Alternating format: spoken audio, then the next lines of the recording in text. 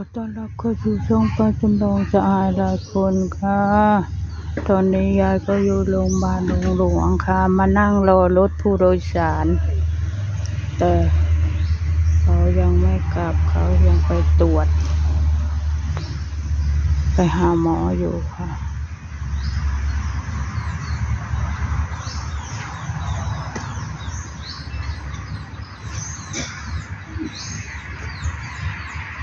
ขายยังนะไปดูก่อนว่าขายดูมากบอกมากดูอย่างมากอะไรโอ้โหมากอะไรมาเดี๋ยวขอถูกอย่ามาก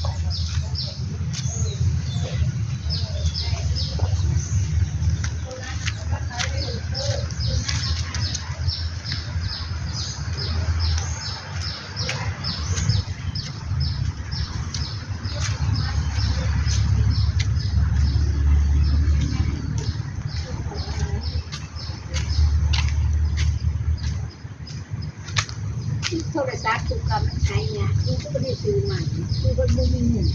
มีไว้เอ็นยังไง ค่อยกับบ่มีคือกันค่อยเว้านะให้มันใสของพร้อมก่อนซ้ำหาเงินได้ กูก็ไว้เอ็นยังไงแล้วกู โทรศัพท์พอมันก็ โท มี รศัพท์ป้าอำบ่ยัง โทรศัพท์เก่า โทรแล้วกูก็ยักเสียงดัง เอาอย่างคะไม่ได้อยากใช้มันก็บ่อยากใช้มันก็ได้ เดี๋ยวบุญก่อนเด้อ อะไรความจำเป็นไม่จำเป็นไม่คันจำเป็นมาเอาเอ็ดนะ ลูกชิ้นยังชิ้นหมูบ่ จ้าหมูมี หมูหมูอันนี้พอเลย ไส้กรอกจ้ะแซ่บ แซ่บบ่มันเปรี้ยวไหม ไม่เปรี้ยวนะ โอเคแม่ค้าคือขาวใช่ปะ เอา คือขาวคือสวยแท้จะเดาะ สวยบ่ ใช้ครีมพอเลย ก็ขี้ปกตินี่แหละส่องละสาวส่องละอันนี้แม่ค้าบ่ได้ใส่ของแพงดอก บ่สักบาท ใส่ นะ ของแพงจะเอาเงินมาจะใส่ซื้อ เด้เงินขายนี่ล่ะ โอ้ย สักบาทของยายนะ 40จ้าร้านหรือแยกคะ ฮะแยกเลย เพราะว่ารอท่าเพื่อนนะจะได้ย่างเขาไปกลับเข้าไปหาหมออีกละเพราะว่าย่านเขาบ่ฮู้ว่ายายมาทา เป็นนี้ค่ะนี่แหละ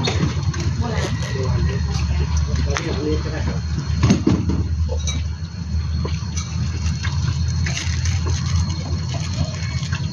ขายดีขายคือมือวันนั้นนี่ จ้า เออ ขายคู่มือค่ะฝนตกแดดออกฝน เขาว่านวดฟรีบ่อยู่นี่ จ้าน วดฟรีไหมต้องมาแบบนั้นเนาะมาแบบชวนตัวเนาะอยู่นานหน่อย มาเหมารถมานี่คงไม่ได้ เขาก็จะรีบกลับเจ้าของรถเนาะ เดี๋ยวต้องมาตะเฮา บ่ได้กรีดยางบ่เจ้า ฮะ บ่ได้กรีดยาง บ่มียางจ้า แม่นบ่ ยางยังบ่ใหญ่หากะ4-5 ปีนี่แหละ4 ปี ยังไม่โตเลย บ่ซ้ำเดียวจ้ะซ้ำเดียว หาแต่อันนี้แหละขอบคุณค่ะ ขอถุงอีกอันหนึงได้บ่ คุณฮิวบ่ ขอบคุณค่ะกระจายเงินแล้วได้เนาะ จ่ายแล้วค่ะ ก็กระจีเบอร์ ค่ะ อ่ะ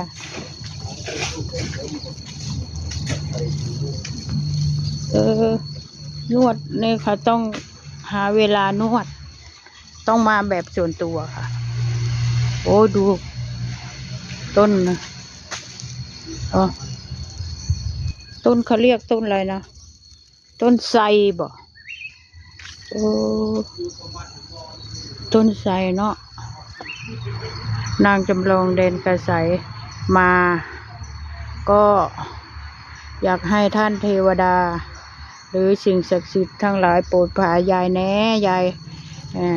บ่มีเงินรักษาตัวเด้อท่านเด้อให้โชคยายหน่อยเด้อที่อยู่ในนี่น่ะ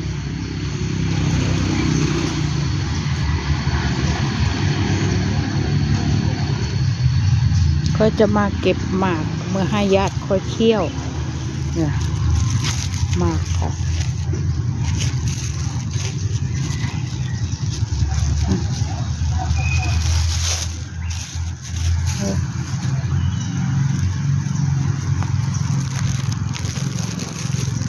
ลุงยุยังบ่มา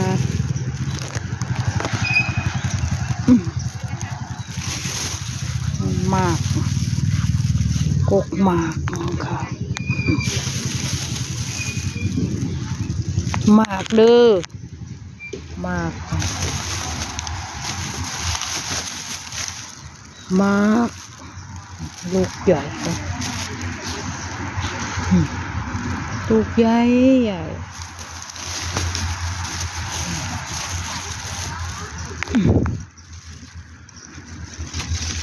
นี่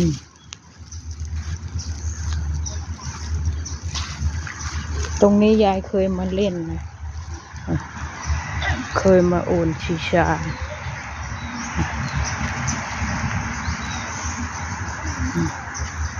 มาโอนชิชาหักหล่นมาอีกแล้วต้นเนาะ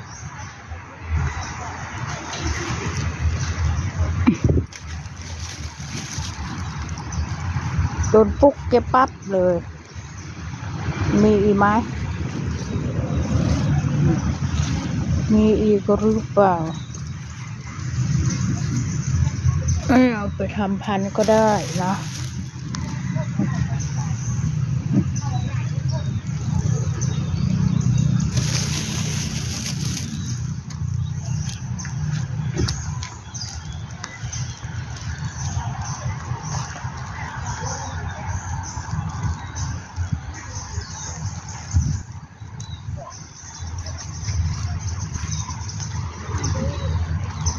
คุณยุไปใส่ปุ๊บ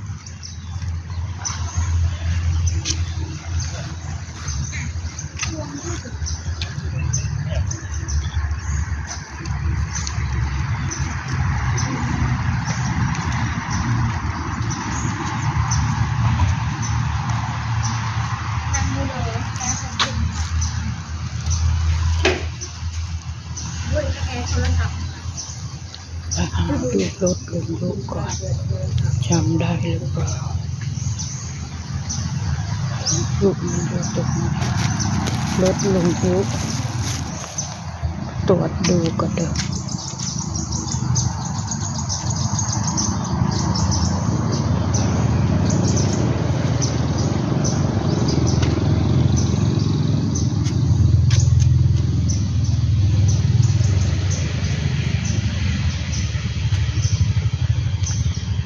ไป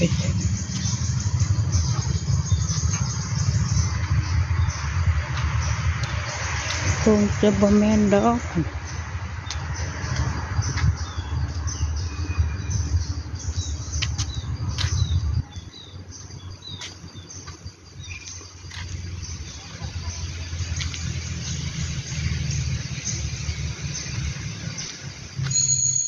นี่บอก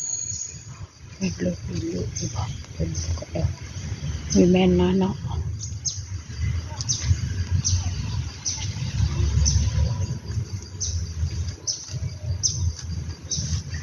เฮินทิพย์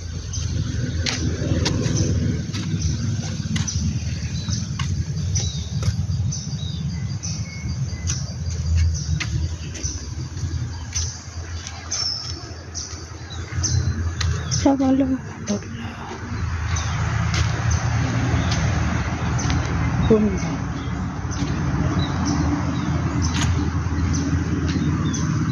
เจอที่เลย